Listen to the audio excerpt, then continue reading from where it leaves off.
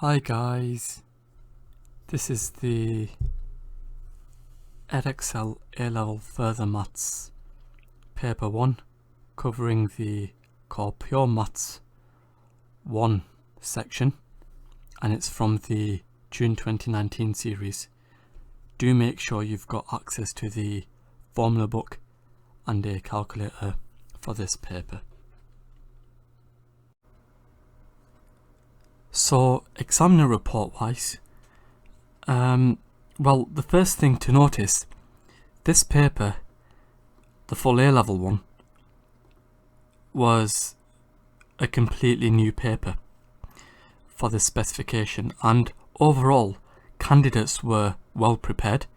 Some candidates found questions difficult, questions confusing, questions challenging, but overall candidates were well prepared. Now, there's some common advices given in the examiner report. One of those advices is that candidates need to review the mark scheme to see what is required for the explanation questions which are common in the new specification. And the quality and neatness of some candidates' writing made it difficult at times, and candidates need to assist examiners to make sure that, first of all, where there's an explanation mark, you go through that in mark schemes, and also make sure that your handwriting is neat, or at least your work is presentable. You're also advised to read questions carefully, and overall this paper differentiated well and gave all candidates the opportunity to demonstrate their mathematical knowledge and problem solving skills. I thought overall this paper was a fair paper. Question 1. We're given f of z is equal to z to the power of 4 plus az cubed plus bz squared plus cz plus d, where a, b, c and d are real constants, given that minus 1 plus 2i and 3 minus I are two roots of the equation f of z equals 0. For part A, we have to show that all the roots of f of z equals 0 on a single diagram. Well, we should know that when we've got complex roots, they exist in pairs. In other words, we have to use this idea of a complex conjugate. So, for part A, we know that one of the roots is minus 1 plus 2i, so the other root will be minus 1 minus 2i. So z1, 2 is equal to minus 1 plus minus 2i. And our other roots, z3, 4, you'd find these two roots to equal 3 plus minus I. Again, the roots exist as complex conjugates. And so these four roots, you'd find these four roots are roots of f of z equals 0. So what does this mean? Well, in terms of an Argand diagram, we can actually draw this out.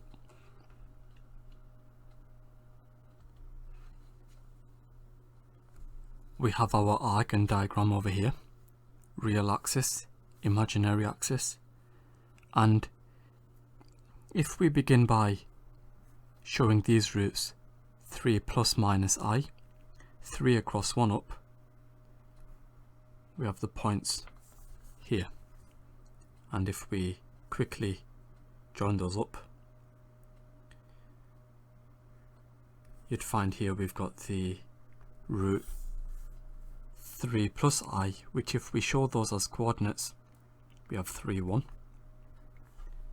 Here we have 3 minus 1 as a coordinate. Let's just quickly draw the line. We have 3 minus 1. These correspond to this. And if we show the other roots, minus 1 across, 2 up, and then minus 1 across, 2 down. If we draw these on, we have minus 1, minus 2. Let's just show these coordinates. Minus 1, minus 2. And then we have minus 1, 2 over here. Okay? So let's show these. Minus 1, 2. And that's all you have to do for part A. And now for part B, we have to find the values of A, B, C and D. Now, for this question, we know already that we have 4 roots, and we can use this idea of complex conjugate roots to find 2 quadratic roots of the polynomial of degree 4. Hopefully that makes sense. Let's just write that down. So of course, we can use complex conjugate roots to find 2 quadratic factors of the polynomial of degree 4. So if we first of all consider this minus 1 plus minus 2i, let's write that down. This z12 equals minus 1 plus minus 2i. We can first of all find the sum and the product to build up some sort of a quadratic factor of f of z equals 0. So the sum is equal to minus 1 plus 2i plus minus 1 minus 2i. You'd find we get minus 2. And the product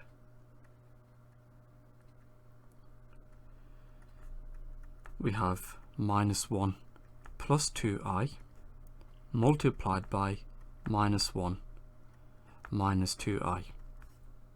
You'd find we get 5. And therefore, we can conclude from here that a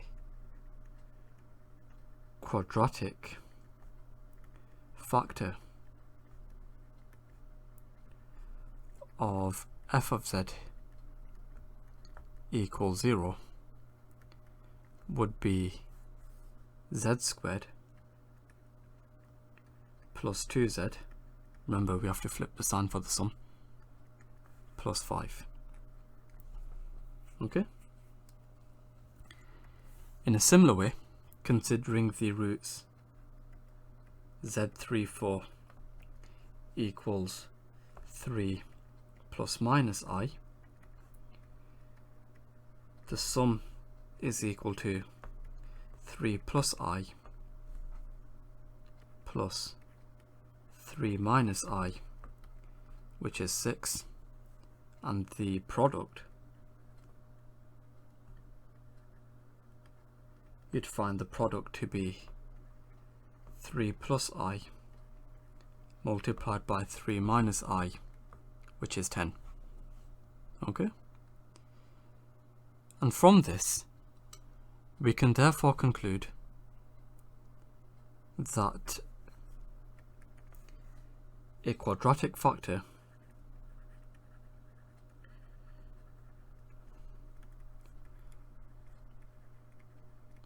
of f of z equals 0 would be z squared minus 6z. Again, remember, we have to change the sign of the sum, plus 10. Okay. So now we've got 2 quadratic factors of this polynomial of degree 4. So what does that mean? Well, it means then that the product of those two quadratics will give the polynomial of degree 4. Okay? So we've got this over here, this z squared plus 2z plus 5, multiplied by this over here, z squared minus 6z plus 10. These two multiplied together is equivalent to z to the 4 plus az cubed plus bz squared plus cz plus d. And if we now equate coefficients, we can then find the values of a, b, c and d. Okay, so let's just write that down. Now comparing coefficients,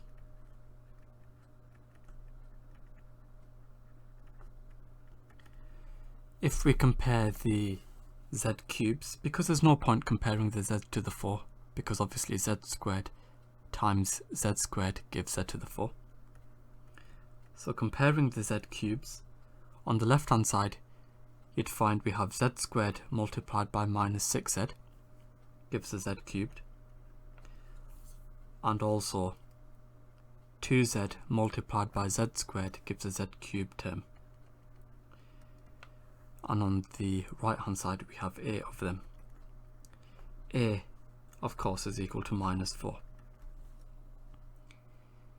If we now compare the z squared, on the left hand side we have z squared times by 10. We also have 5 times by z squared, and then we have 2z multiplied by minus 6z, that's minus 12z squared. On the right hand side we have b of them. B is equal to 3. Comparing the z's, we have 2z multiplied by z, that's 20z. 5 times by minus 6z, that's minus 30z. And that's all that gives a z term on the left hand side. On the right hand side, we have c of them. C is equal to minus 10. And if we compare the number terms, 5 times by 10 is equal to d. You'd find d to equaling 50. We have the values of a, b, c and d. And therefore, f of z is equal to z to the 4 minus 4z cubed plus 3z squared minus 10z plus 50. Okay, and also in conclusion then, you'd find with these quadratics, if we solve these quadratics equal to 0, you'd find indeed we do get these complex conjugate roots.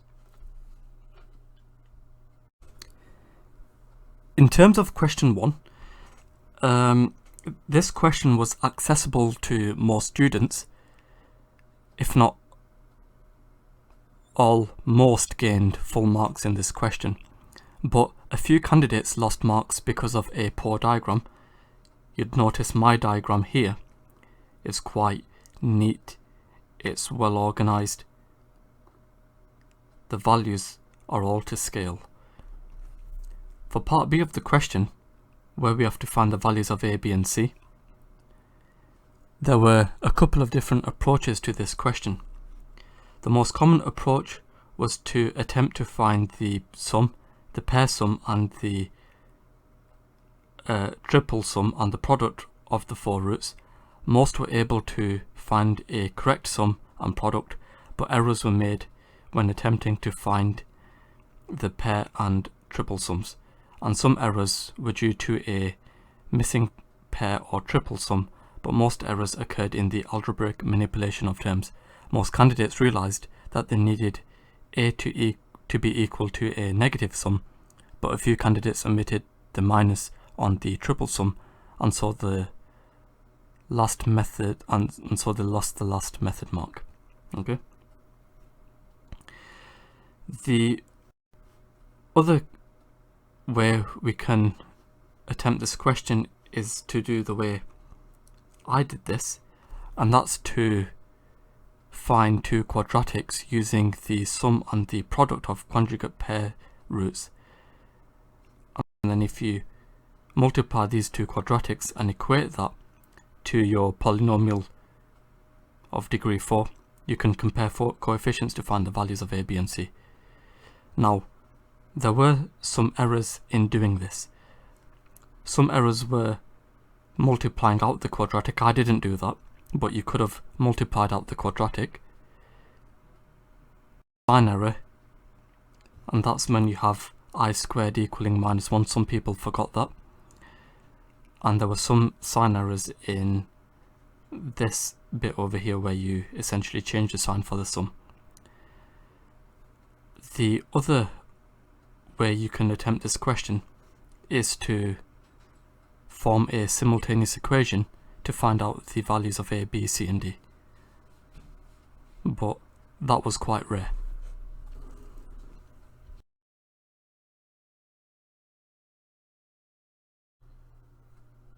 Question number 2. We have to show that the integral from 0 to infinity of 8x minus 12 over 2x cubed, 2x squared plus 3, lots of x plus 1 with respect to x is equal to the natural log of k, where k is a rational number to be found. The first thing to recognize in this question is we can rewrite this in an integrable form, and we can do that by splitting this up into partial fractions. So we've got the integral from 0 to infinity of 8x minus 12 over 2x squared plus 3 lots of x plus 1 with respect to x. This will be equivalent to the integral from 0 to infinity of ax plus b over 2x squared plus 3 plus c over x plus 1 with respect to x. And you'd of course notice the term on the top is 1 degree less than the term on the bottom. Okay? And our goal over here, first of all, is to find out the values of a, b and c. And once we do that, hopefully you can then recognize that these over here, these fractions are almost of the form f dash over f. We might have to make some adjustments, of course, when we find out these integrals. Nonetheless, you'd still find these fractions make this integral integrable. So, first of all, you'd recognize over here 8x minus 12 over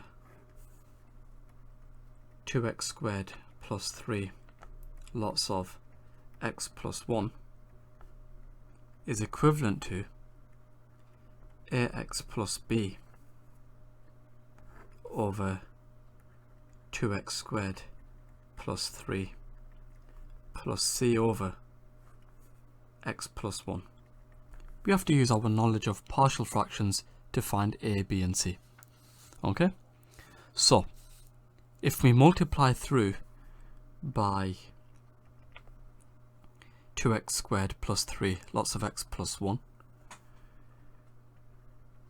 we have 8x minus 12 being equivalent to ax plus b lots of x plus 1 plus c lots of 2x squared plus 3. Okay, now when x is equal to minus 1,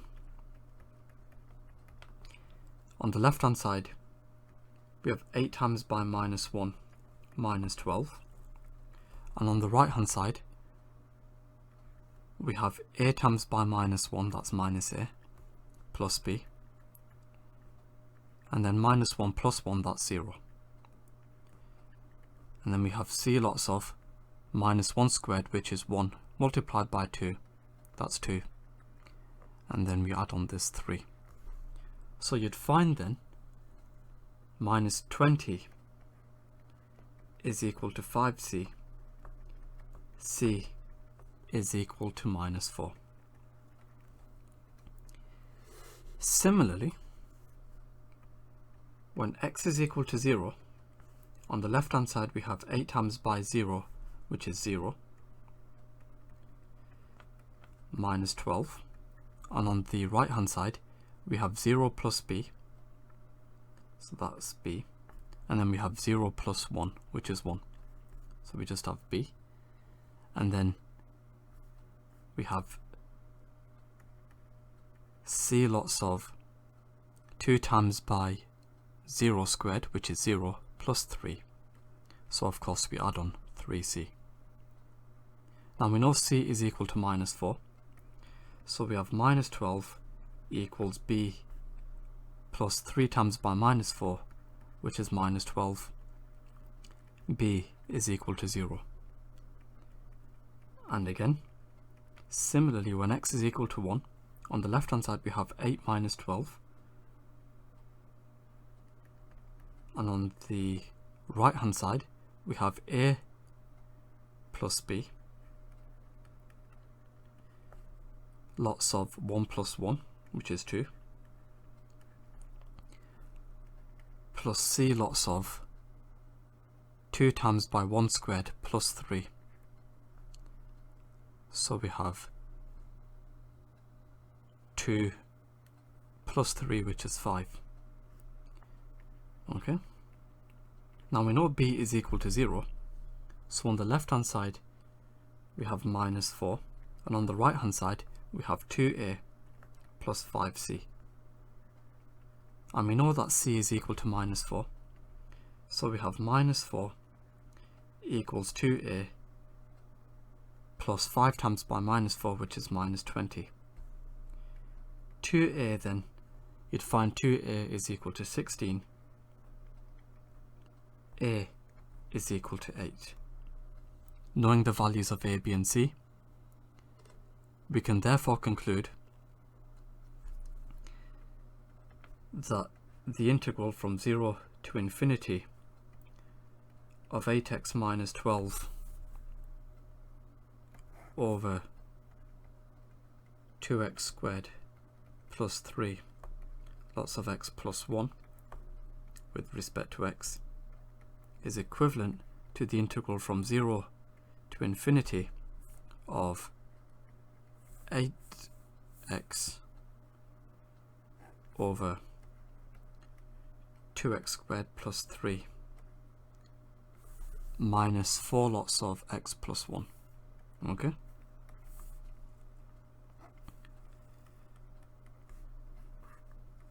with respect to x. Okay, and if we now integrate this, integrating 8x over 2x squared plus 3, well, the integral of this thing over here, first of all, we'd have to differentiate the bottom. We'd get 4x, and you'd notice 8x is twice 4x. Hence over here, as you may know from your regular A-level maths class, the integral of this bit is 2 times by the natural log of the mod of 2x squared plus 3. And integrating 4 over x plus 1, we just get 4 lots of the natural log of the mod of x plus 1. And of course we wish to evaluate this from 0 to infinity. And if we tidy this up a bit, first of all, power sliding, we have the natural log of 2x squared plus 3 squared minus the natural log of x plus 1 to the power of 4. We wish to evaluate this from 0 to infinity. And if we combine these logs, you'd therefore find we have the natural log of 2x squared plus 3 squared over x plus 1 to the power of 4. Okay, and of course we wish to evaluate this from 0 to infinity. And the next thing to recognize over here, to evaluate this indefinite integral, we'd have to take the limit of the limit as t tends towards infinity of this thing over here, of the natural log of 2x squared plus 3 squared over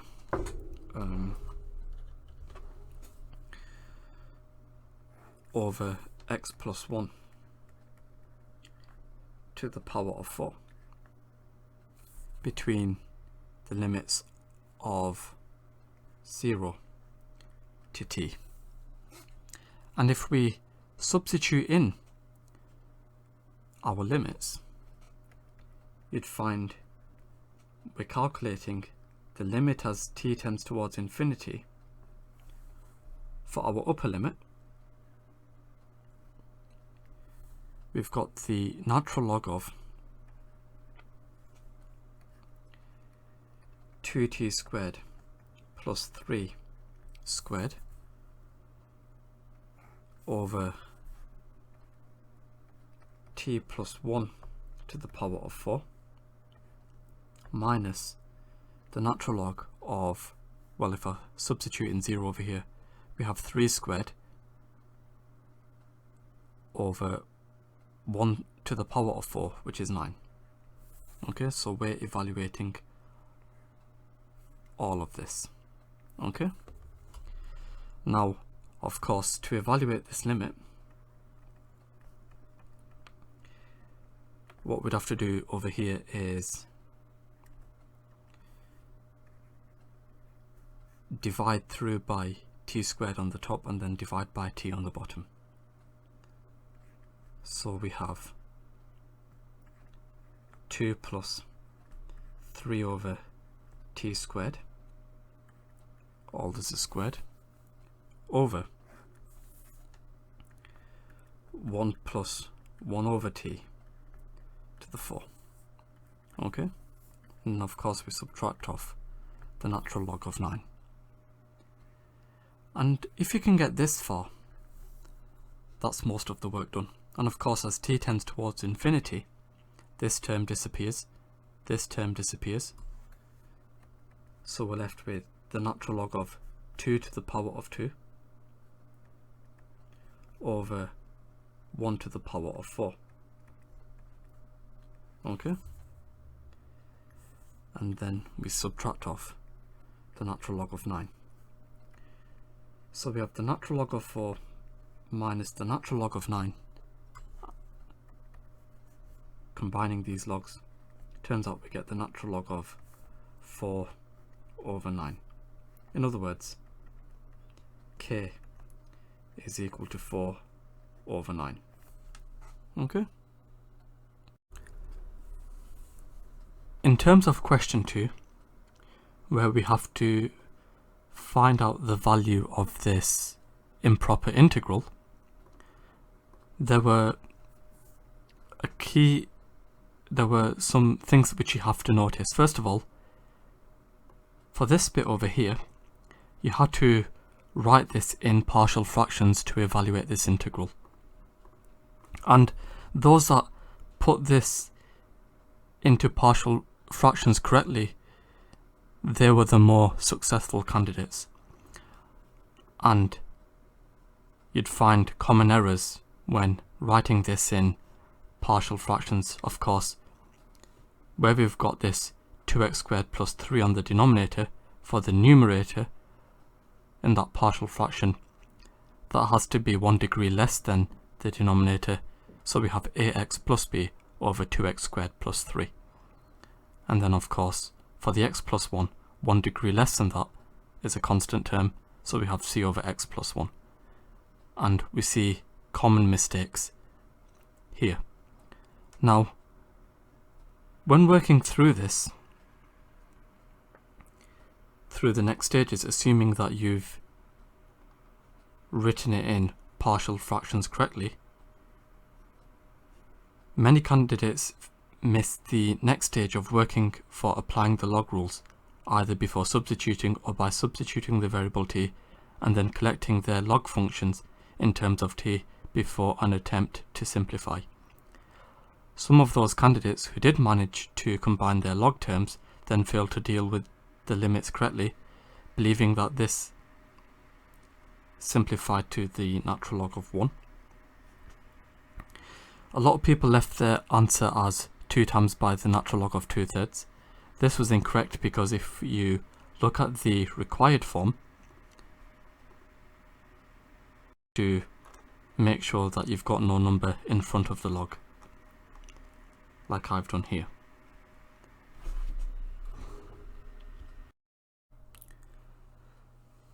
Question number 3.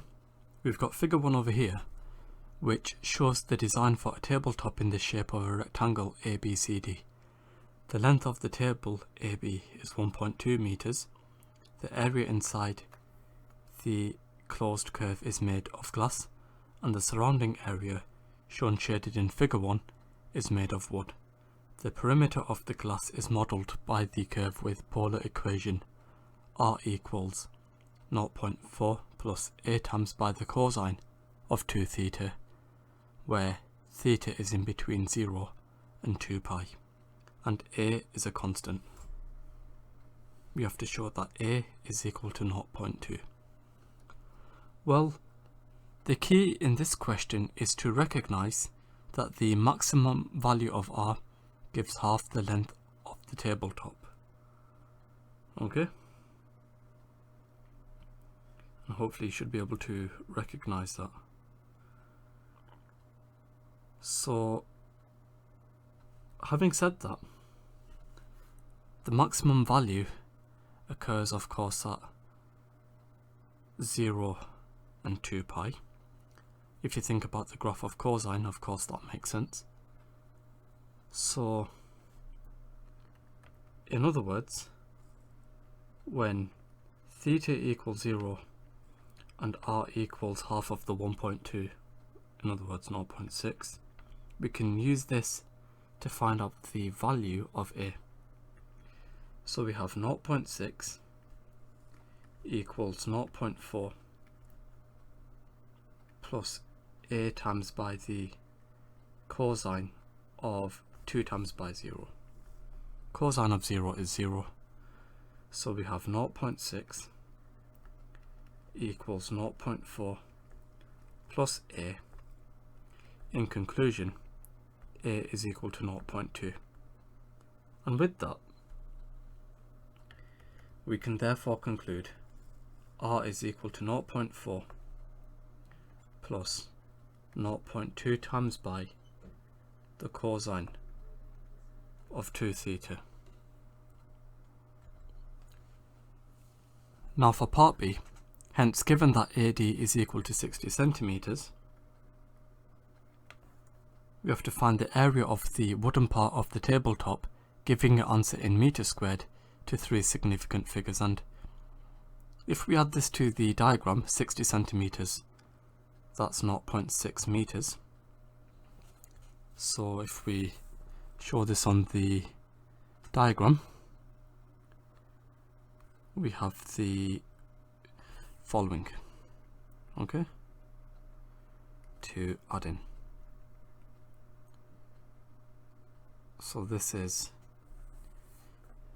BC, which of course is the same as AD. So first of all, we're finding the shaded area, so we can find out the area of the rectangle. The area of a rectangle, you'd find that equaling to 1.2 times by 0.6, which is 0.72 meters squared. Okay? Now, we wish to find the area of the polar curve, and then if we subtract that from the area of the rectangle, we can then find the area of the shaded region. Now, first of all, we'll write this down in a different colour. The area of the polar curve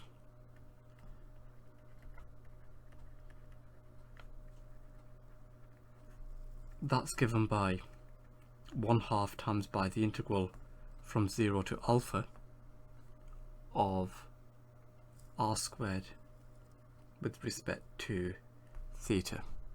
Okay, and we know what r is, so we can find out what r squared is and then integrate that between 0 and 2 pi, because theta lies in between 0 and 2 pi. So first of all, working out the value of r squared is equal to 0.4 plus 0.2 cos 2 theta all squared, and if we square this out, it turns out we get 0.16 plus 0.16 cos 2 theta plus 0.04 cos squared 2 theta.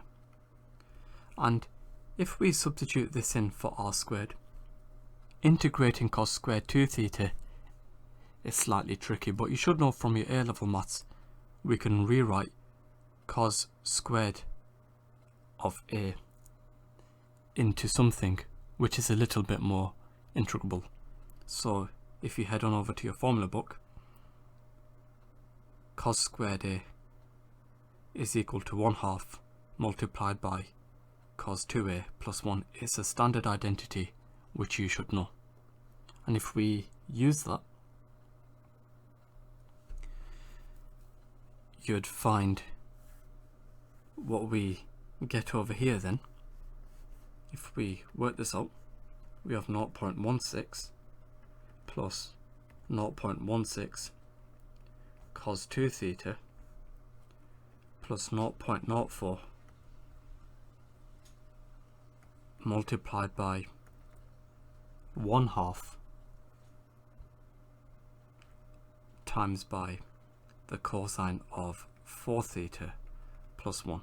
So if you take a look back over here, here we have an a, here we have a 2a, and remember a over here in our case is 2 theta, so 2a will be 4 theta. And therefore, knowing that, we can simplify all this by collecting like terms. We have 0.16 plus 1/2 of 0.04 times by 1, so that's 0.18, and then we have 0.16 cos 2 theta, and then we have 0.02 cos 4 theta. Okay, And with this, we can now find out the area of the polar curve. So the area of the polar curve, you'd find this to equal 1/2 times by the integral from 0 to 2 pi of 0.18 plus 0.16 cos 2 theta plus 0.02 cos of 4 theta with respect to theta. Okay? And if we work all this out, you'd find we have 1/2 of the following. Well, if we first of all integrate this 0.18 with respect to theta, we get 0.18 theta. Integrating this 0.16 cos 2 theta, you'd find we get 0.08 sine 2 theta. And if we integrate this 0.02 cos 4 theta, you'd find we get 0.005 sine 4 theta. Okay? And we wish to evaluate this between 0 and 2 pi. And if we multiply this half into this, you'd find we get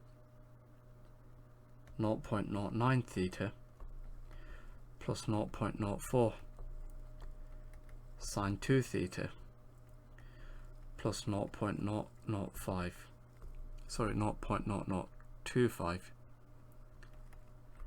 sine 4 theta. And we wish to evaluate this between 0 and 2 pi.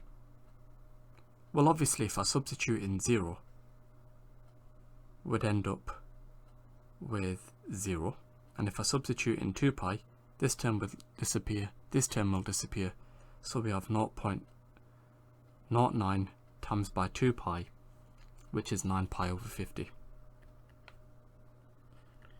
Okay, so we have 9 pi over 50 meters squared. Okay, so we know the area of the rectangle, we know the area of the polar curve, and therefore for the shaded area we have 0.72 minus 9 pi over 50, and if we work this out using our calculator, we have 0.72 minus 9 pi over 50, which is 0.1545, etc. So we have 0.15451, etc. meters squared, which, if we write that to 3 significant figures, we have 0.155. Okay, meters squared.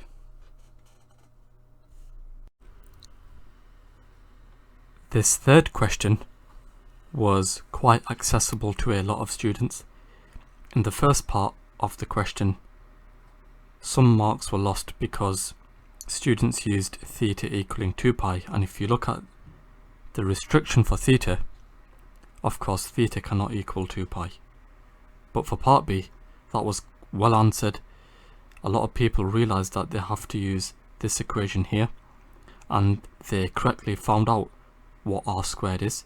Now, the errors in this question were from using the double angle formula, and I went through the double angle formula, and it's just an A-level topic, so you have to make sure that you're comfortable with your A-level topics in these sorts of questions. So that's shown here, where instead of using 2 theta we had to use 4 theta instead, and those who did that lost the second method mark. There were some sign errors as well, but overall this question was well attempted, and my advice for dealing with polar equations is to remember your double angle formula, which is also in the formula book. Question number 4. We have to prove that for n being an integer and n being greater or equal to 0, the sum from r equals 0 to r equals n of 1 over r plus 1 lots of r plus 2 lots of r plus 3 is equal to n plus a lots of n plus b over c lots of n plus 2 lots of n plus 3, where a, b and c are integers to be found. And to do this question, what you'd first have to recognise is this thing over here. We can rewrite this using partial fractions. In other words, 1 over r plus 1 lots of r plus 2 lots of r plus 3 is equivalent to a over r plus 1 plus b over r plus 2 plus c over r plus 3. And once we find out the values of a, b and c, we can then rewrite this in this form over here. And of course, multiplying through by r plus 1 lots of r plus 2 lots of r plus 3, 1 is equivalent to a lots of r plus 2 lots of r plus 3 plus b lots of r plus 1 lots of r plus 3 plus c lots of r plus 1 lots of r plus 2. And now if we choose values of r that will eliminate brackets, we can then use our results to determine the values of a, b and c. For example, when r is equal to minus 1, on the left hand side we have 1, and on the right hand side the b term disappears, the c term disappears, so we have a lots of minus 1 plus 2 lots of minus 1 plus 3. So 1 is equal to a lots of 1 lots of 2. So 1 is equal to 2a. A is equal to 1/2. Similarly, when r is equal to minus 2, on the left hand side we have 1, and on the right hand side the a term disappears, the c term disappears, we have b lots of minus 2 plus 1 lots of minus 2 plus 3. So 1 is equal to b lots of minus 1 lots of 1. 1 is equal to minus b. B is equal to minus 1. When r is equal to minus 3, the left hand side we have 1, the right hand side the a term disappears, the b term disappears, we are left with c lots of minus 3 plus 1 lots of minus 3 plus 2. So we have 1 equals c lots of minus 2 lots of minus 1.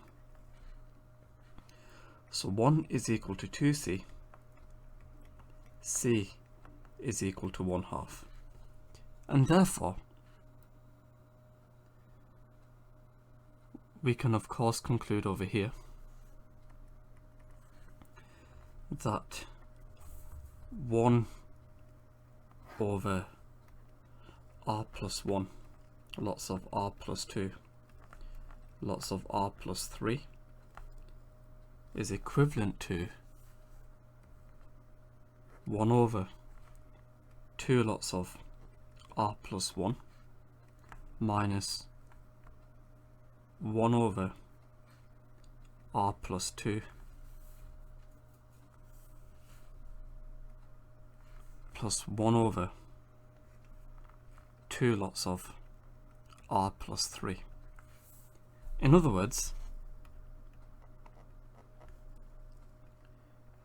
we are finding the sum from r equals 0 to r equals n of this thing over here, this 1 over 2 lots of r plus 1 minus 1 over r plus 2 plus 1 over 2 lots of r plus 3. Okay, and for us to figure this out, we're adding the terms from r equals 0 to r equals n. So we have r0 plus r1 plus r2 plus r3 up to r of n minus 1 plus rn. Okay, so we have the terms from r equals 0 to r equals n.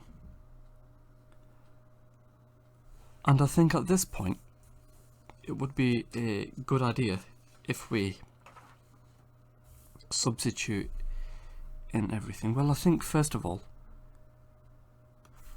we could potentially add in, just for the sake of clarity, r4 as well. Okay, so when r is equal to 0, we have 1 over 2 times by 1 minus 1 over 2 plus 1 over 2 times by 3. That's when r is equal to 0. When r is equal to 1, we have 1 over 2 times by 2 minus 1 over 3 plus 1 over 2 times by 4. When r is equal to 2, we have 1 over 2 times by 3 minus 1 over 2 times by 2 plus 2, which is 4, plus 1 over 2 times by 5. Okay,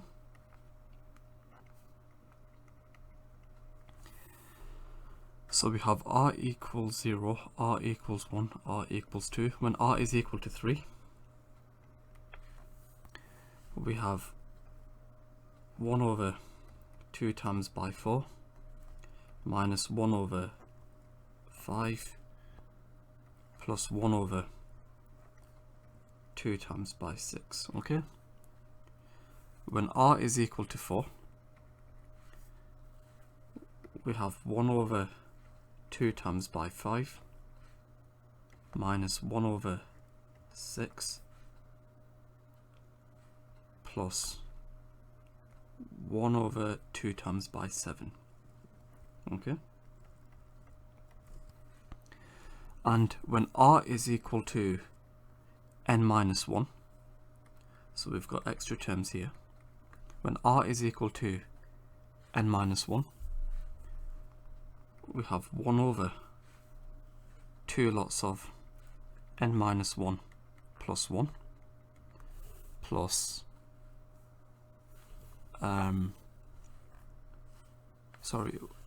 we have a minus here, minus 1 over n minus 1 plus 2 plus 1 over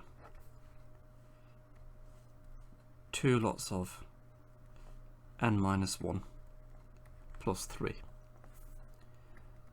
And when r is equal to n, we have 1 over 2 lots of n plus 1 minus 1 over n plus 2 plus 1 over 2 lots of n plus 3. Okay? And I think at this point it would be a good idea to simplify everything a little further. Okay? So, if we simplify what we have 1 over 2 times by 1. So if we simplify this, we have 1 over 2 minus 1 over 2, and then we have plus 1 over 6. Okay, and then we have plus 1 over 4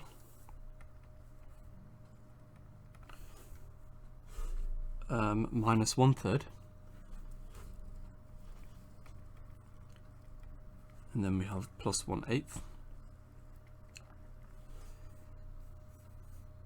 and then we have 1 over 6 minus 1 over 4 plus 1 over 10. Okay, and then we have, if we go back, then we add on 1 over 8 minus 1/5, and then we add on plus 1/12. Okay, and then after that we have minus 1/6,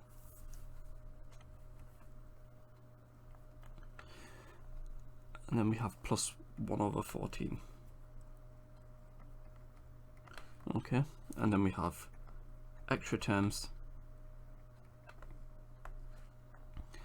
and then for the final couple of terms we have 1 over 2n minus 1 over n plus 1 plus 1 over 2 lots of n plus 2. So let's tidy this up, and then we have plus 1 over 2 lots of n plus 1 minus 1 over n plus 2, and then here we have 1 over 2 lots of n plus 3. Okay, and at this point we have to see which terms cancel out. So if you can get up to here, well done so far.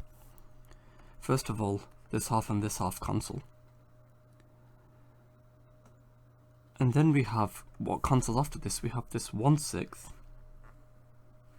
minus 1/3 plus 1/6, those cancel, and then we have the 1/8 minus 1/4 plus 1/8 cancelling, and then we have 1/10 minus 1/5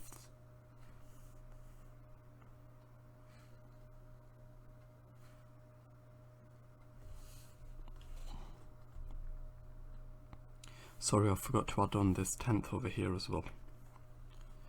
Okay, next what cancels would be the what would cancel after this. We would have the 1 over 12 minus the 1/6, and the term which corresponds which would cancel next would be the 1 over 2n, okay? So if you ignore these dots, hopefully you can see some sort of a pattern emerging. And then after this, we have the 1 over 14 minus 1 over n, and the positive 1 over 2 lots of n plus 1 cancelling. So those are the terms which cancel, and then you'd find we're left with this 1/4, and then we have this 1 over 2 lots of n plus 2, and then we have minus 1 over n plus 2, and then we have 1 over 2 lots of n plus 3, okay? And now we can simplify this simply using a bit of algebra, and the first thing you can recognize, 1 over 2 lots of n plus 2 minus 1 over n plus 2, you'd find we get, if we simplify that, minus 1 over 2 lots of n plus 2, and then we still have this term over here, the 1 over 2 lots of n plus 3. And if we rewrite this, well, let's just take all this here. If we rewrite this, so we have a 4 in the denominator, we have 1 over 4 minus 2 over 4 lots of n plus 2 plus 2 over 4 lots of n plus 3, okay? And now we can factorize out a 1/4, so we have 1/4 lots of 1 minus 2 over n plus 2 plus 2 over n plus 3, okay? So that's that. And now if we tidy all this up inside the bracket, outside the bracket we still have this 1 over 4, and inside the bracket, well, 1 we can rewrite as n plus 2 lots of n plus 3 over n plus 2 lots of n plus 3.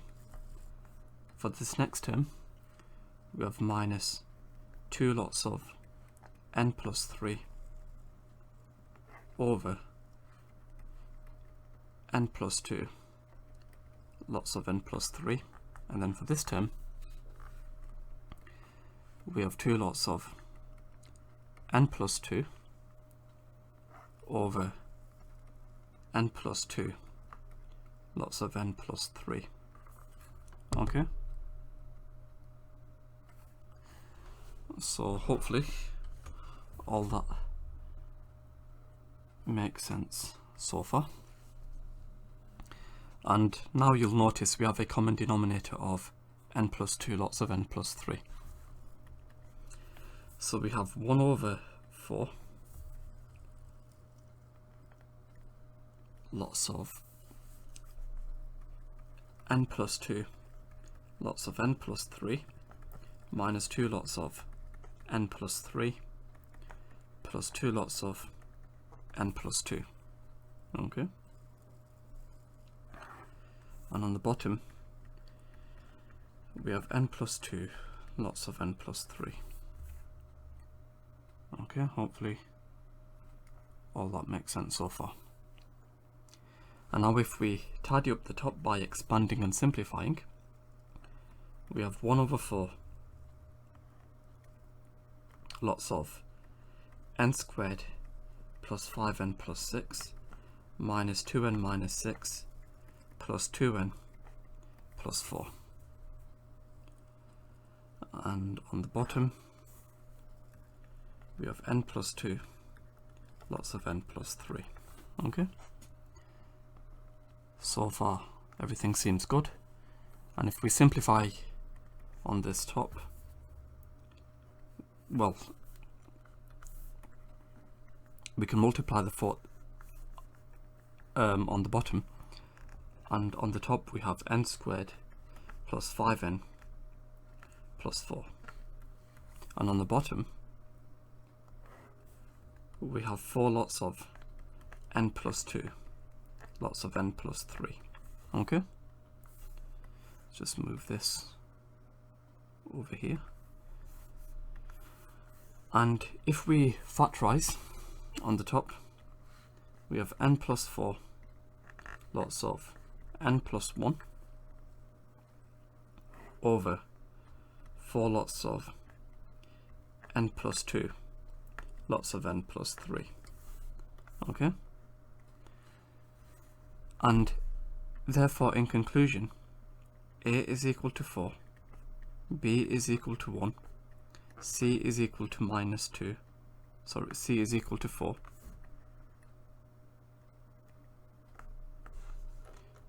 let's go back to the question. Yeah, and that's all we have to show.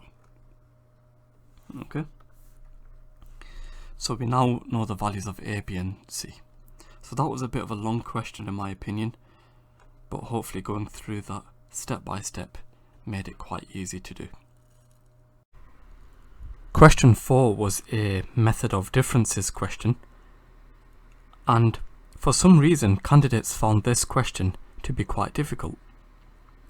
The first most common error was to start from r equals 1 when clearly r starts from 0 and then it goes up to n.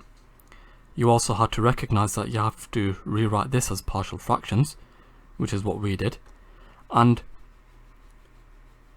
assuming that you rewrote this thing correctly into partial fractions, like so, then the next stages gave a couple of errors, and that's stated here. Some candidates struggled with cancelling and gave up before considering r equals n minus 1 and r equals n, and I always say do that.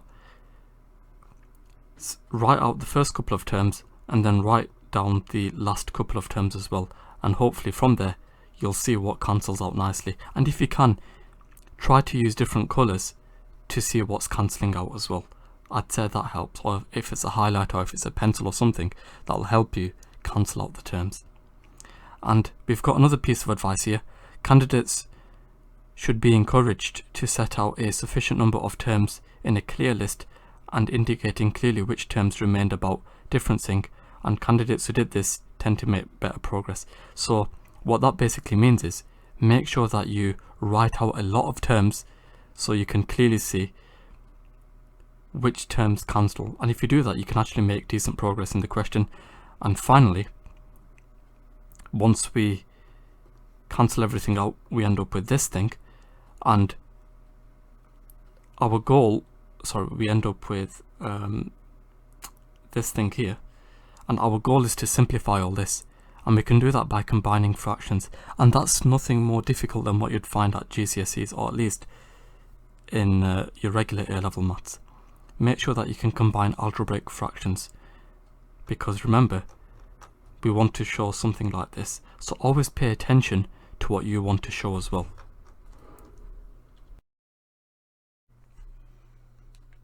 Question number 5. A tank at a chemical plant has a capacity of 250 litres. The tank initially contains 100 litres of pure water. Salt water enters the tank at a rate of 3 litres every minute. Each litre of salt water entering the tank contains 1 gram of salt. It is assumed that the salt water mixes instantly with the contents of the tank upon entry. At the instant when the salt water begins to enter the tank, a valve is opened at the bottom of the tank, and the solution in the tank flows out at a rate of 2 litres per minute. Given that there are S grams of salt in the tank after t minutes, we have to show that the situation can be modelled by the differential equation ds over dt equals 3 minus 2s over 100 plus t. So, in terms of what we know already, we know that the tank initially contains 100 litres, and we know that 3 litres of water enters the tank every minute, and 2 litres of water leave the tank every minute. And therefore, the net flow into the tank is 1 litre per minute. The reason being, if water's coming in at 3 litres per minute and leaves at 2 litres per minute, then the overall net flow would be the difference between these, which is 1 litres per minute. Of course, it's net flow into the tank because there's more water entering in than leaving. And therefore, if the tank initially contains 100 litres of pure water, after t hours, so after t minutes, the tank contains 100 plus t litres. Okay? And of course, to convert this into, well, essentially, if we multiply this 1 by t to get t, and if we add that to 100, that tells us the amount of water that we have after t minutes. Okay, so let's just be a bit more clear on this.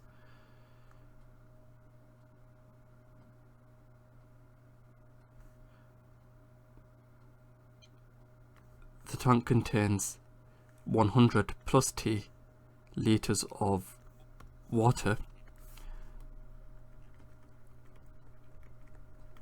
after t minutes. Okay, hopefully that bit makes sense so far. And the concentration of salt after t hours, that will be S over 100 plus t grams per litre. Okay, so remember, over here we want to get our units in terms of grams per litre. So we have this result here. Now, the rate of salt into the water, if you go back to the question, we were told that salt water enters at a rate of 3 litres every minute, and each litre of salt water entering the tank contains 1 gram of salt. So multiplying them together, you'd find that we have the rate of salt in is 3 grams per minute, and the rate of salt out, well, if we know that the concentration of salt after t hours is this amount,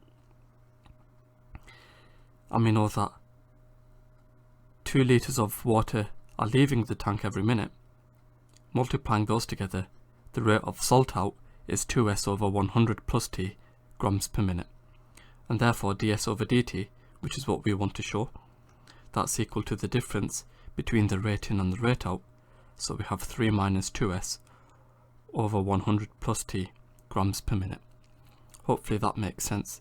It's a fairly new topic, this, so please make sure you are familiar with it.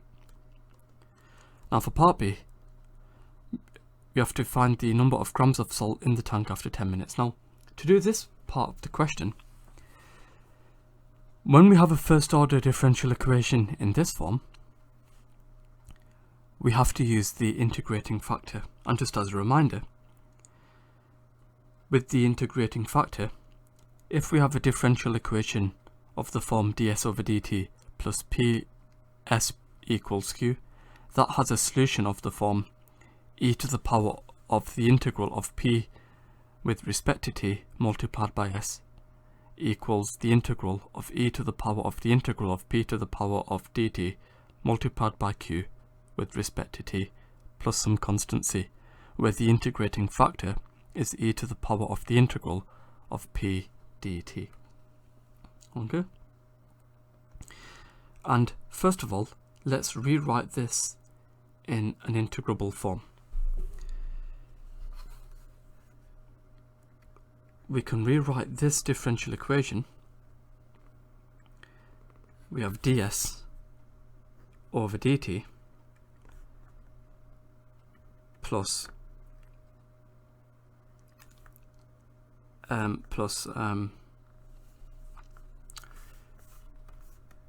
plus 2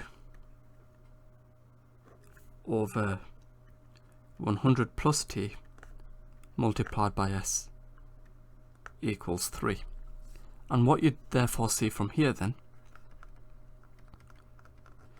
is that the value of p is equal to 2 over 100 plus t, which I'm going to rewrite as 2 lots of 100 plus t to the power of minus 1, and the value of q is equal to 3. And we can first of all work out the integrating factor. That would be e to the power of the integral of 2 lots of 100 plus t to the power of minus 1 with respect to t. And if we work this out, we have e to the power of 2 times by the natural log of 100 plus t. And if we power slide this 2, we have e to the power of the natural log of 100 plus t squared, which is the same as 100 plus t squared.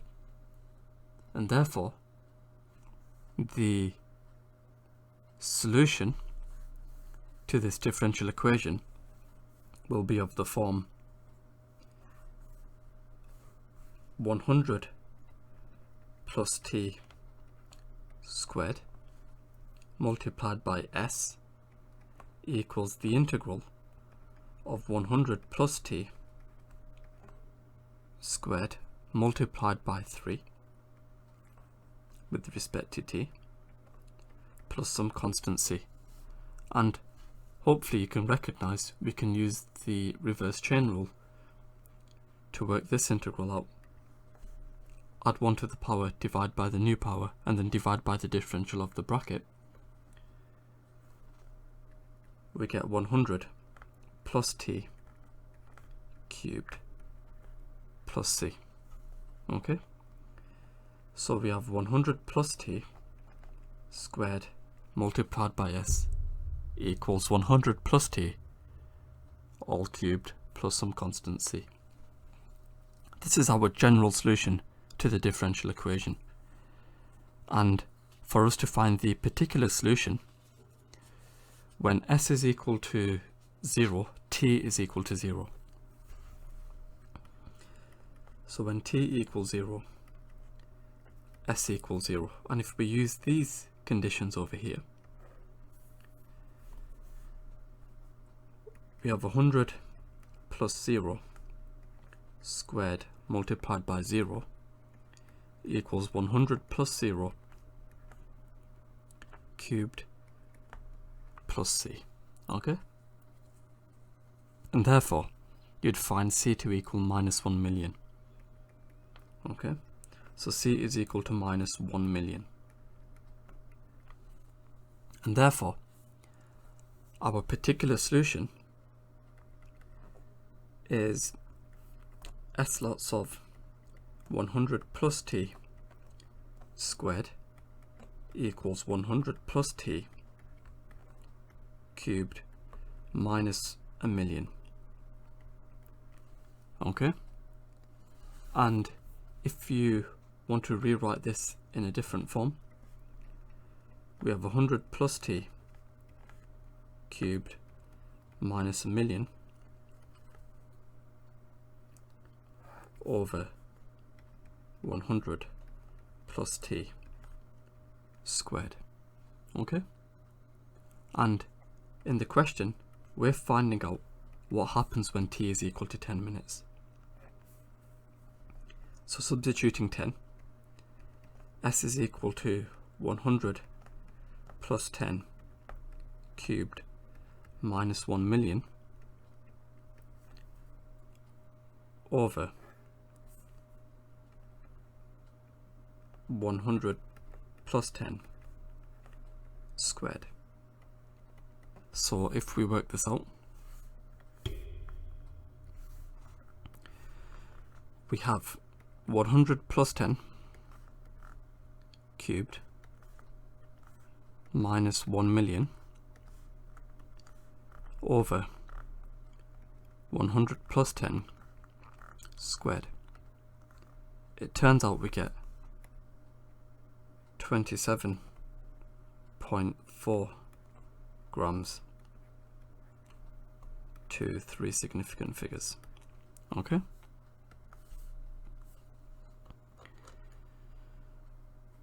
For part C, when the concentration of salt in the tank reaches 0.9 grams per litre, the valve at the bottom of the tank must be closed. We have to find to the nearest minute when the valve would need to be closed. Okay.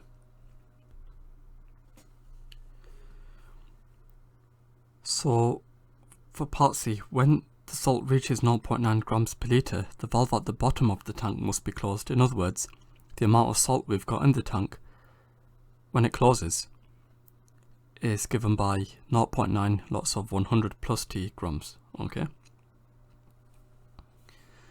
So we know what S is then, and if we equate that to what we have in this equation here, then we can form an equation and solve for T. So we have 0.9 lots of 100 plus T equals 100 plus T cubed minus 1 million over 100 plus T squared. Okay. So if we now solve for T, first of all, multiplying through by 100 plus T all squared, we have 0.9 lots of 100 plus T cubed equals 100 plus T cubed minus 1 million. So we'd find 0.1 lots of 100 plus T cubed equals 1 million, and if we divide through by 0.1, we have 100 plus T cubed equals 10 million.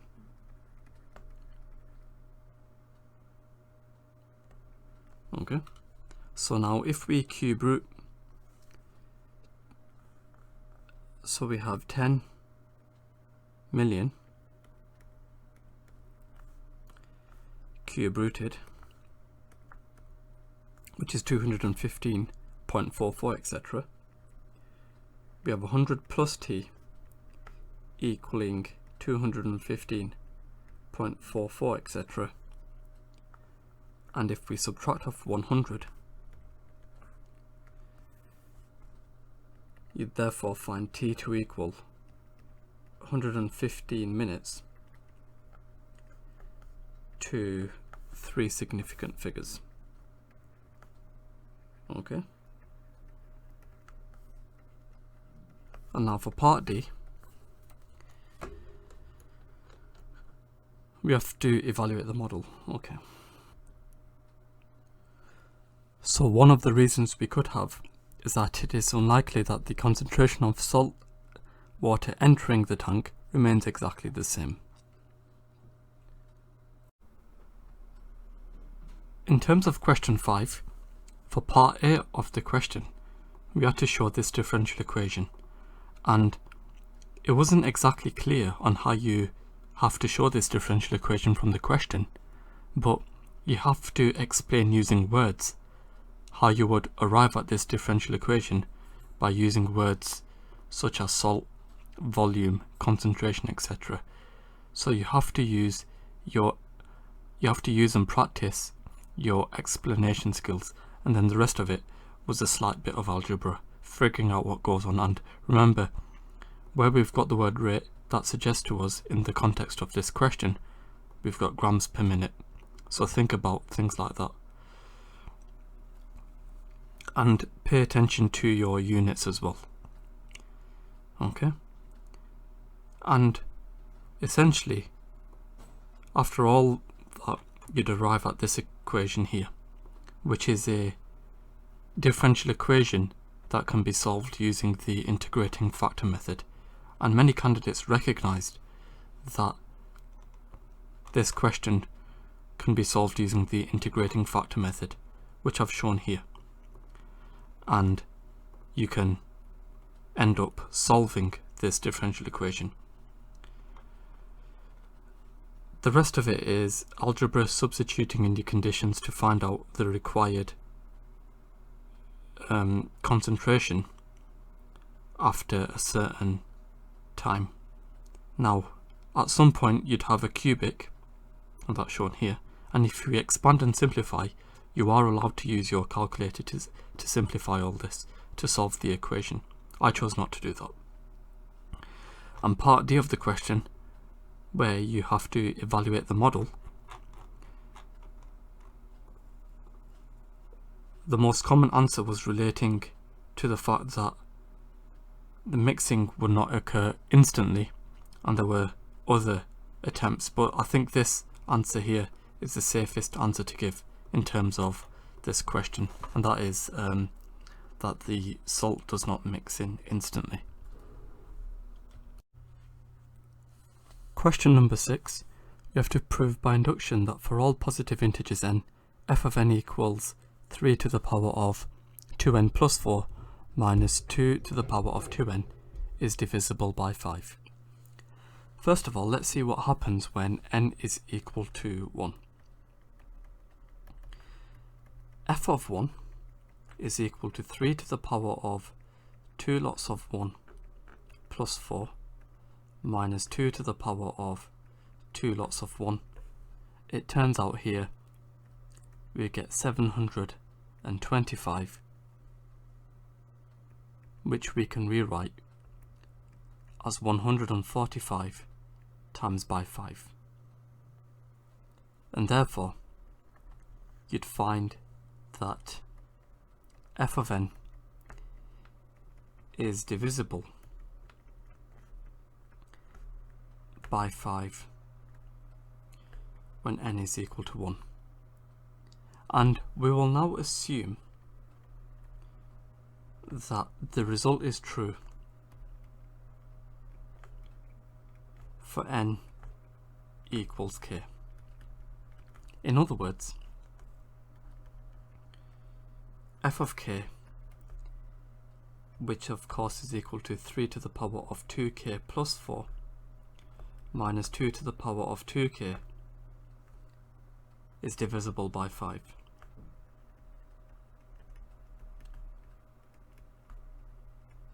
Okay, so our next step, our inductive step, is to try to see what happens for n equals k plus 1.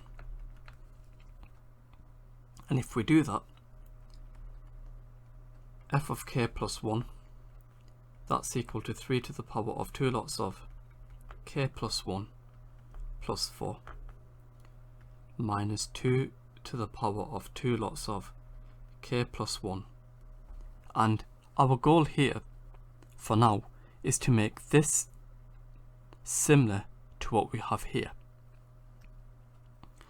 So if we expand and simplify on the top, we have 3 to the power of 2k plus 2 plus 4 minus 2 to the power of 2k plus 2. Okay?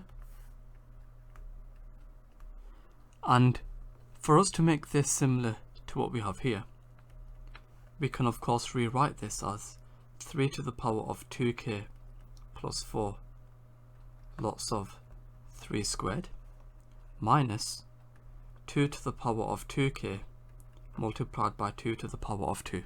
And of course, if we add the powers, we get this result here. So it turns out we get 9 lots of 3 to the power of 2k plus 4 minus 4 lots of 2 to the power of 2k. Okay? And therefore, f of k plus 1 minus f of k,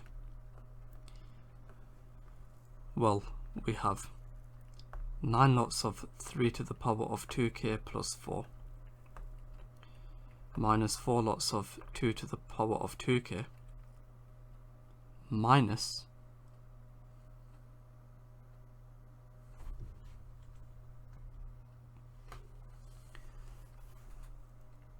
3 to the power of 2k plus 4, and then we have minus 2k, so we have positive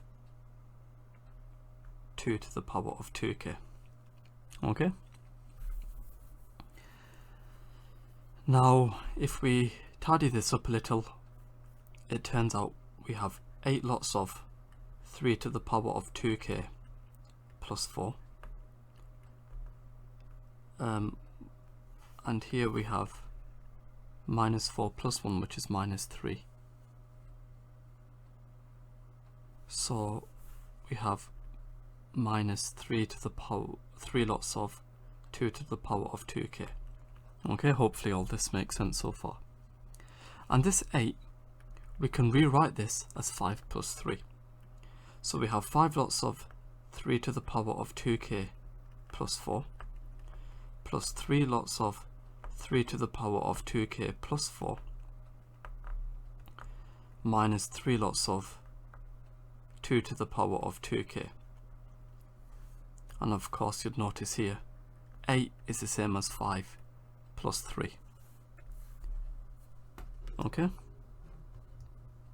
So if we factorize this bit, well, first of all we have 5 lots of 3 to the power of 2k plus 4 plus 3 lots of 3 to the power of 2k plus 4 minus 2 to the power of 2k.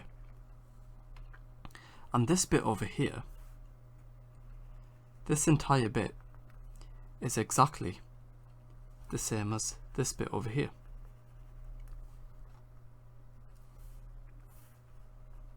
So we have 3 lots of f of k. Okay, hopefully that makes sense. So we have 5 lots of 3 to the power of 2k plus 4 plus 3 lots of f of k. And therefore, if we take this over to the other side, you'd find f of k plus 1 equaling 5 lots of 3 to the power of 2k plus 4 plus 4 lots of f of k. And therefore, this over here is divisible by 5 because it's a multiple of 5. F of k is divisible by 5, so 4 lots of something divisible by 5 is also divisible by 5. And therefore, we'll see that the result is true for n equals k plus 1. Okay, and now for our conclusion step we have the following. So if it's true for n equals k, then it's true for n equals k plus 1, and as it's true for n equals 1, the statement is true for all positive integers n. Question 6 was a proof by induction question, and I thought it was a fairly standard proof by induction question. Many picked up the first couple of marks from these first couple of steps, but then they made huge errors in their standard explanations and also their algebra. And that's stated here. Occasionally some candidates fail to draw a conclusion, and that's these statements in between. And then many candidates drop the final mark for not stating if true for k, then it's true for k plus 1.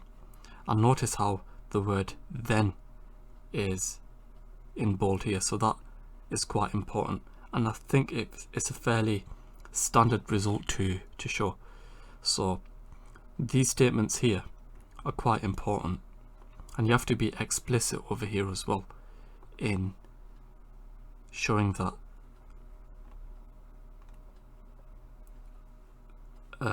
when n equals k, this thing is divisible by 5. Question number 7. The line L1 has equation x minus 1 over 2 equals y plus 1 over minus 1 equals z minus 4 over 3. And the line L2 has equation r equals I plus 3k plus t lots of I minus j plus 2k, where t is a scalar parameter. We have to show that L1 and L2 lie on the same plane. Okay, so if they lie on the same plane, they're either parallel or they intersect each other. Okay, perhaps if we write that down. So if they lie on the same plane, then they're either parallel or intersect. And let's begin by writing out the equations for L1 and L2. L1, that has an equation r equals 1 minus 1, 4, plus mu lots of 2 minus 1, 3. So I've rewritten this Cartesian equation in terms of a column vector. That's the line L1. And in terms of the line L2, r is equal to, well, we were told, we know what L2 is in terms of ij's and k's. So we have 1, 0, 3 plus t lots of 1 minus 1, 2.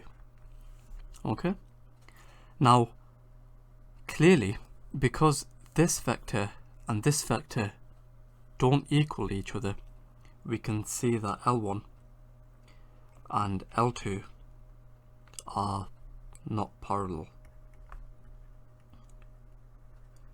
So now let's see if they intersect. Okay, so check if they intersect. Okay, so if we equate the ij and k components, we have 1 plus 2 lambda equals 1 plus t. We have minus 1 minus lambda equals 0 minus t. And then we have 4 plus 3 lambda equals 3 plus 2t. We'll call this 1, this 2, and this 3. Now, if we solve 1 and 2 simultaneously to find the values of lambda and t, and then check if those, well, let me start again. If we solve for lambda and t, we can use those values to see if the third equation is consistent on the left hand side and the right hand side. So from equation 1,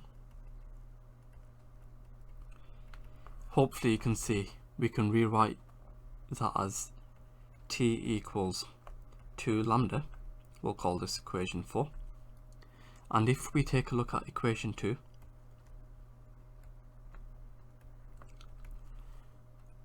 you can see that we have minus 1 minus lambda equals minus t. So we have 1 plus lambda equals t. Call this equation 5.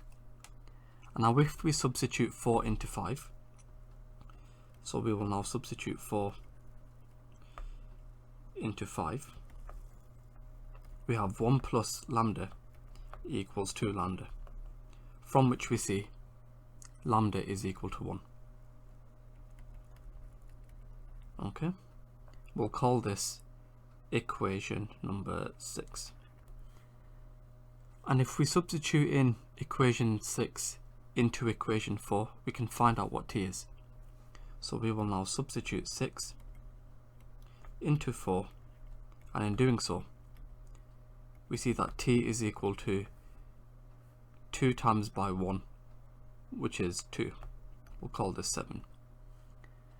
Okay, and if we now substitute equation 6 and 7 back into equation 3, so we will now substitute in equation 6 and equation 7 into 3. Then we have, on the left hand side, we have 4 plus 3 times by lambda, and that's equal to 3 plus 2 times by t. So on the left hand side we have 7, on the right hand side we have 7, and therefore they intersect at the same point, and therefore they lie on the same plane. So as the lines intersect at a single point, the lines lie on the same plane, and we don't even have to figure out the point of intersection. We weren't asked to do that. And now for part B, we have to write down a vector equation for the plane containing L1 and L2. That's actually quite straightforward. If you go into the formula book, it will be of a similar form to these equations.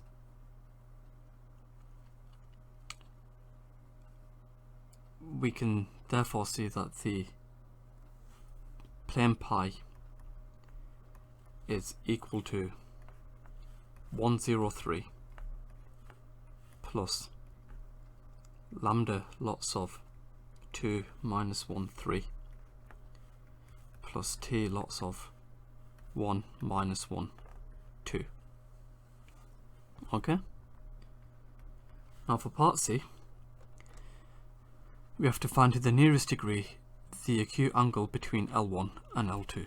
Okay, well, for this question you should be able to recognize that we'd have to use cos theta equals a dot b over a multiplied by b, and if we use this, we have the vector a, we use this part of it, so we have in terms of its components we have 2i minus j plus 3k dot product with I minus j plus 2k. Okay, and then we divide this by the magnitude of a, so 2 squared plus minus 1 squared plus 3 squared square rooted multiplied by 1 squared plus minus 1 squared plus 2 squared square rooted. So if we work this out, we have 2 times by 1 plus minus 1 times by minus 1 plus 3 times by 2 over, well, on the bottom we have root 14 multiplied by root 6.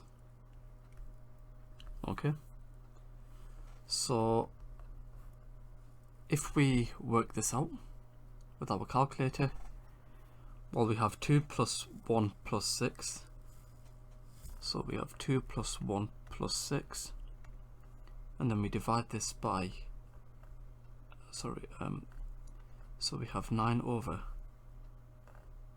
root 14 times by 6 So we have 3 root 21 over 14. Okay, so cos theta is equal to this, and therefore theta is equal to the inverse cosine of this, which is, if we work this out,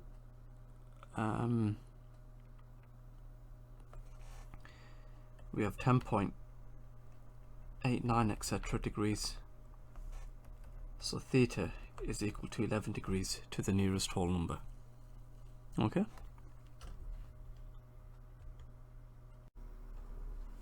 Question 7 was concerning vectors, and there were a couple of methods to do this.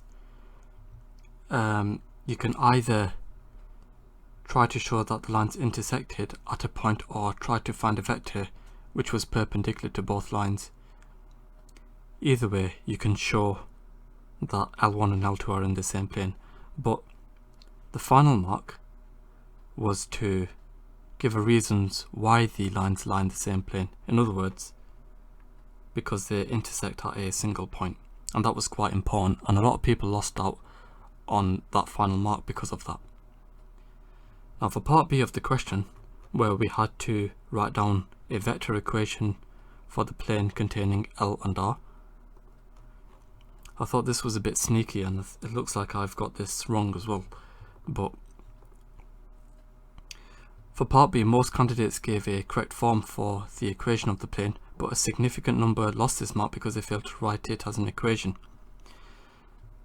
R equals something. Many incorrectly wrote pi equals something, and I don't see why this is incorrect personally, but if anyone does have any suggestions to that, please do let me know.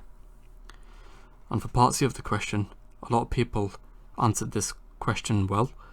It was just a dot product question, a standard question, but there were a couple who failed to give the answer to the nearest degree, or they used arc sine instead of arc cosine, and remember the question said to the nearest degree. Question number 8.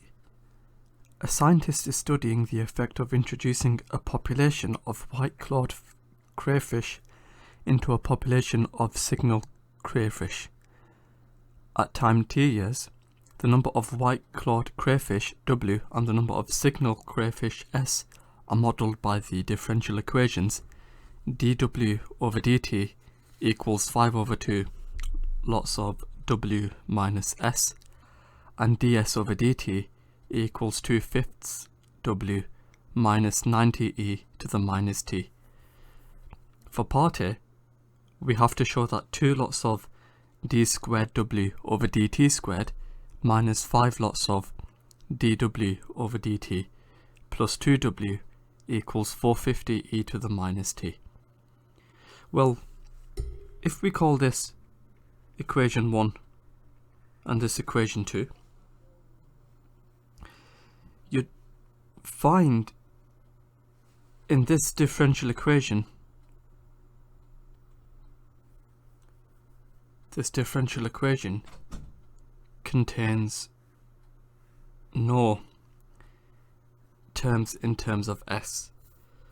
So when we come to solve these equations simultaneously, we'd have to eliminate the S and the ds terms somehow. Okay? And we can do that by differentiating equation 1 with respect to t. Let's do that. So for part A, we would have to begin by differentiating equation 1 with respect to t. So if we do that, differentiating this equation 1,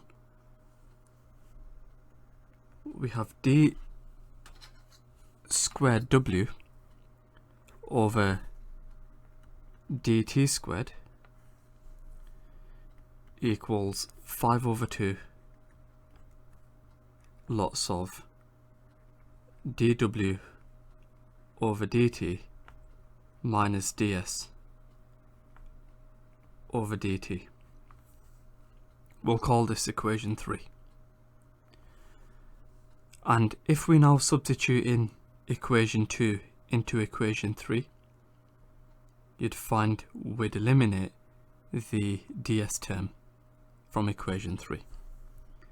So we will now substitute in equation 2 into equation 3. So we have d squared w over dt squared equals 5 over 2 lots of dw over dt minus 2 over 5w minus 90 e to the minus t. Okay, so all I've just done over here is substitute this equation 2 into this equation 3 here, and from this we can end up reaching this equation here.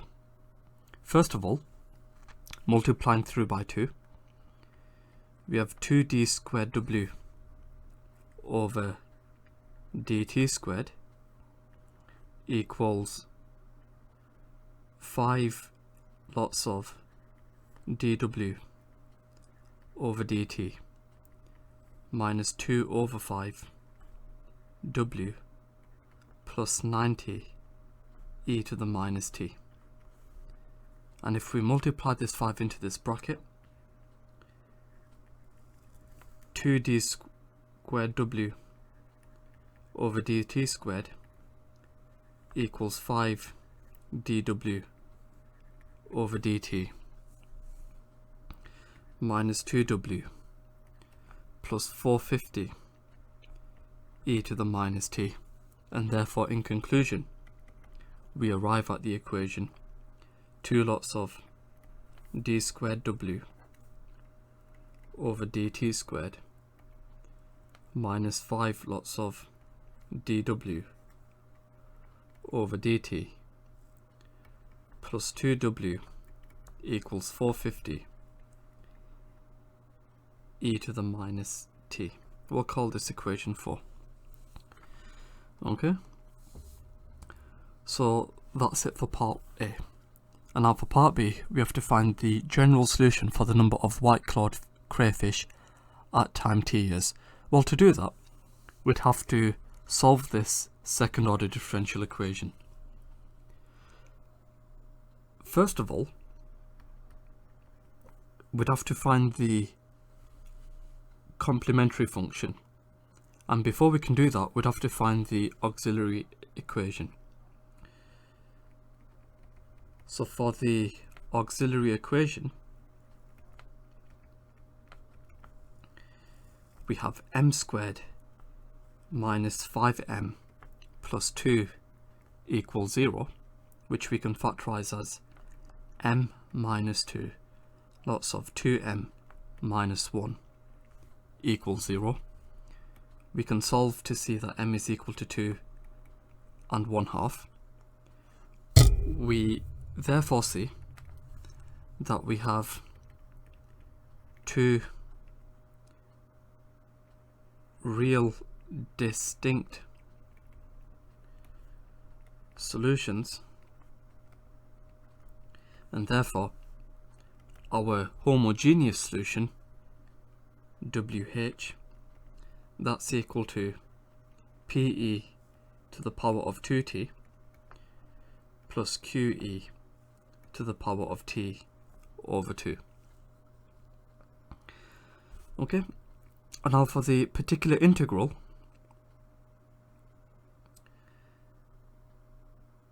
if you take a look at this right hand side, that's 450 e to the minus t, and therefore for the particular integral we'd have to try something of the form a e to the minus t. So for the particular integral, we'd have to try something of the form a e to the minus t. So if we differentiate this, dw over dt is equal to minus ae to the minus t, and d squared w over dt squared, that's equal to ae to the minus t. And then we substitute these three equations back into this fourth equation here. So equation 4 becomes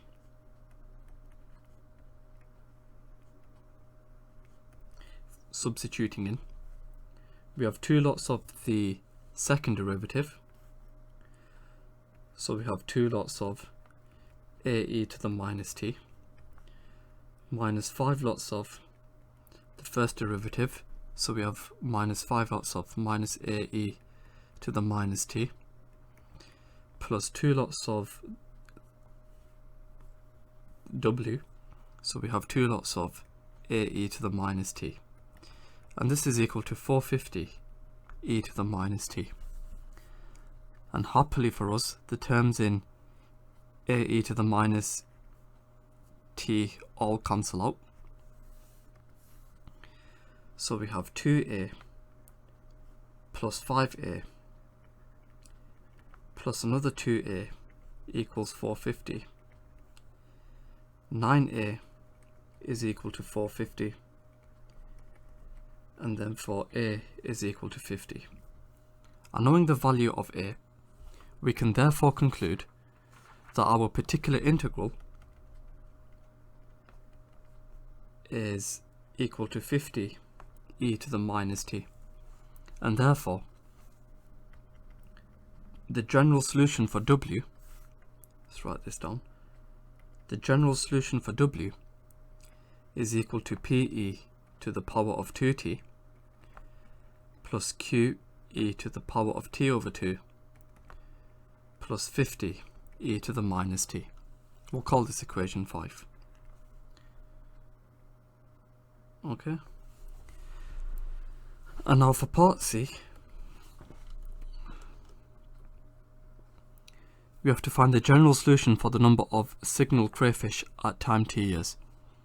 Well, if you take a look at equation 1, we want s equals something. So from equation 1, we've already got a term involving an s in, and we can rearrange that as follows. From equation 1, s is equal to w minus 2/5 of dw over dt. Now, if I call this equation 6, we'd have to differentiate equation 5 first of all to find out what dw over dt is. We already know what w is, that's equation 5. And then we can substitute those two things into here. So if we differentiate equation 5 with respect to t,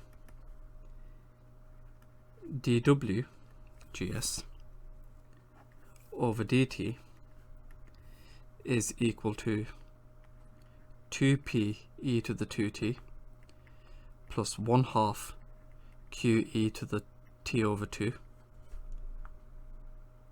minus 50 e to the power of minus t. Okay? And if I call this equation 7, we can now substitute in equation 5 and 7 into equation 6. So we will now substitute in equation 5 and equation 7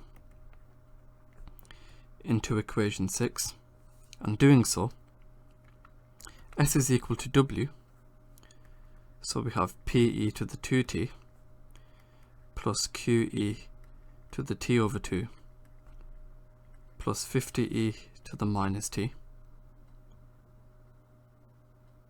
minus 2/5 of this thing over here So we have 2/5 lots of 2p e to the 2t plus 1/2 q e to the t over 2 minus 50e to the minus t. And if we now simplify all this,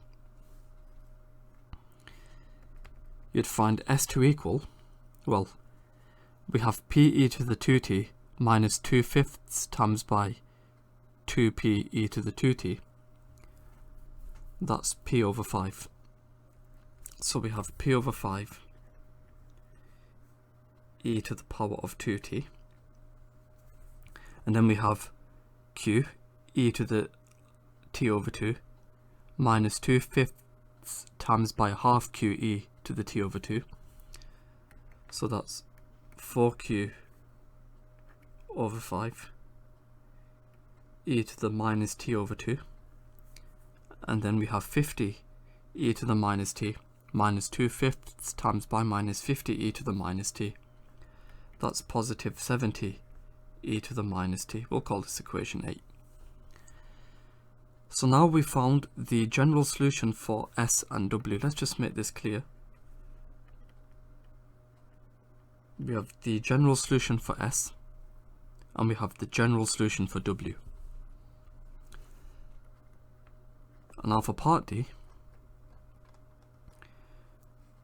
the model predicts that at time t years the population of white-clawed crayfish will have died out. Given that w equals 65 and s equals 85 when t equals 0, we have to find the value of t, giving the answer to 3 decimal places. Okay, well, when w equals 0, little t is equal to capital T, and we're finding out that value of capital T. But before we can do that, before we can set w equal to 0, we need to find the particular solution of w. And we were given conditions in this question, so we can use those conditions to find out the values of p and q. So the first condition, t equals 0, w equals 65. If we substitute these back into equation number 5, we have 65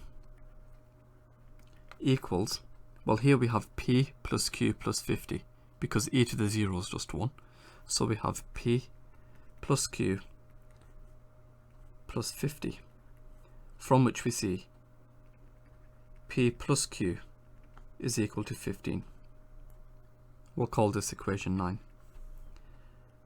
And we also have the condition t equals 0, s equals 85. So we have 85 equals p over 5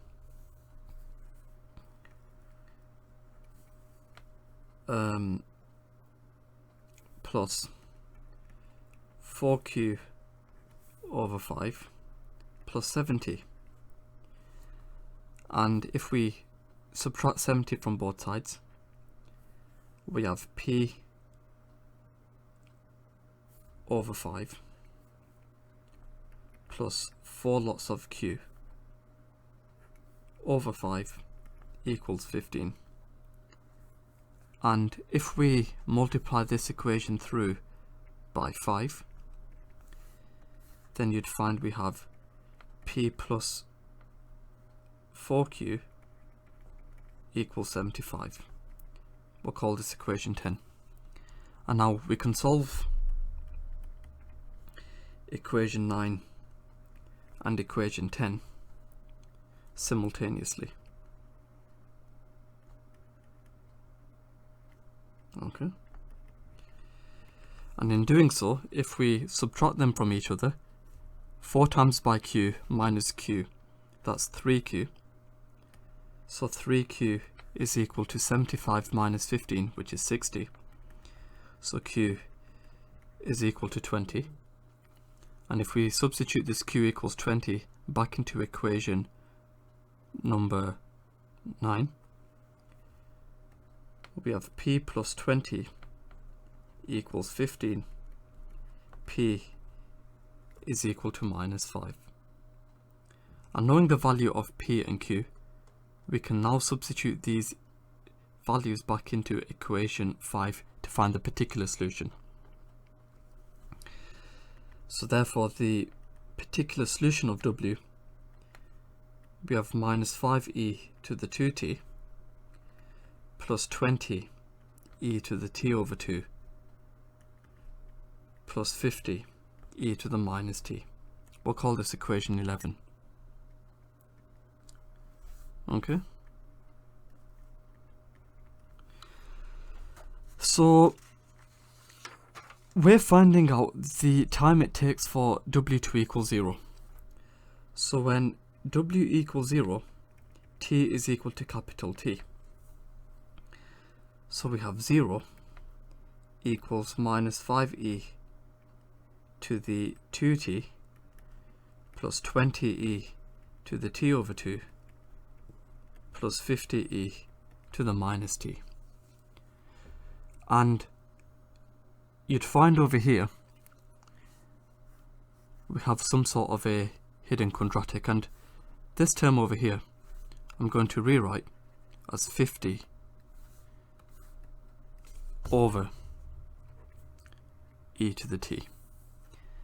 And the reason I'm doing that is it makes my life a bit easier.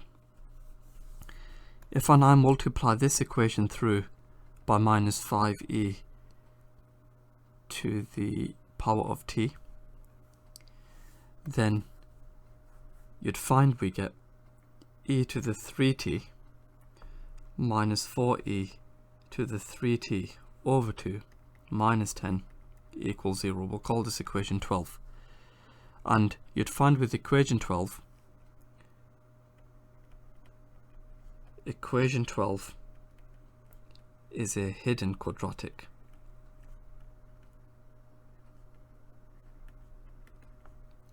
Okay, so to solve this hidden quadratic, let's do this in a different colour. If we let some parameter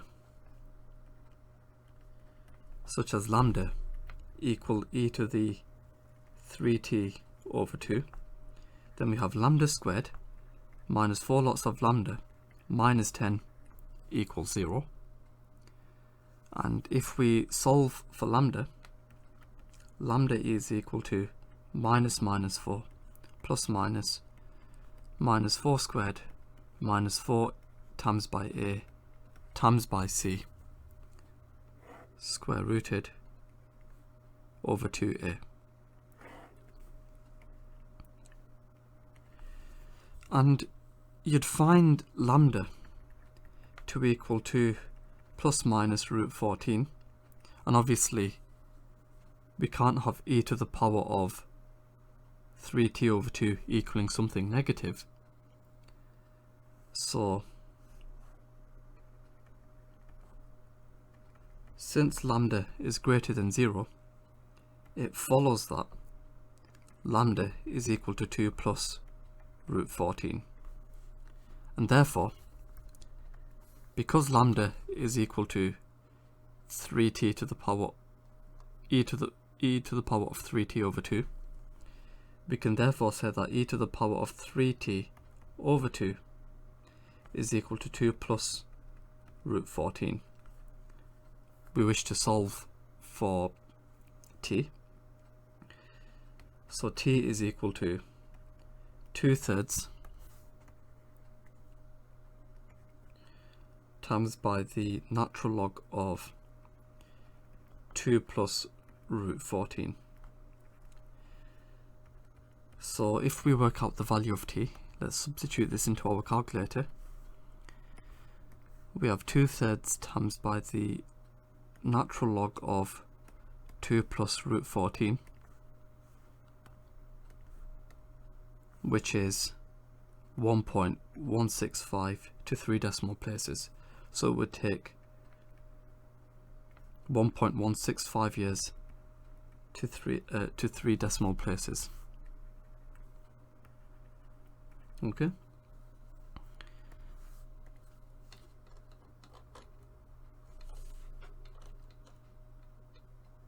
And for part E, we have to suggest a limitation of the model. Well, we have the following reason. So when the white-clawed fish, crayfish have died out, the model will not be valid. Okay. So in terms of part A of the question, this was a simultaneous equation question which will lead on to a second order differential equation. Part A, that was done quite well. There were some sign errors, but overall done very well. Some people use dot notation instead of writing dw over dt. I don't know if that, well, it did matter because they failed to give the answer as required. There's no dots here, so don't use dots. Part B, that was done pretty well, where you had to find a general solution, but I think there were problems with the particular integral, and that's due to the differentiation of the exponential. There were also mistakes. People mistaked an x, people used an x instead of a t. I'd let that go. I won't find that a massive issue. For part C, where we had to find the general solution for s, I think, there were just sign errors, but overall that was, well, a lot of people did not answer that, which is quite surprising. It wasn't a hard question. And for part D, that was, we had to use conditions for part D. A lot of people got the first 2 marks, but failed to go anything beyond setting w equal to 0.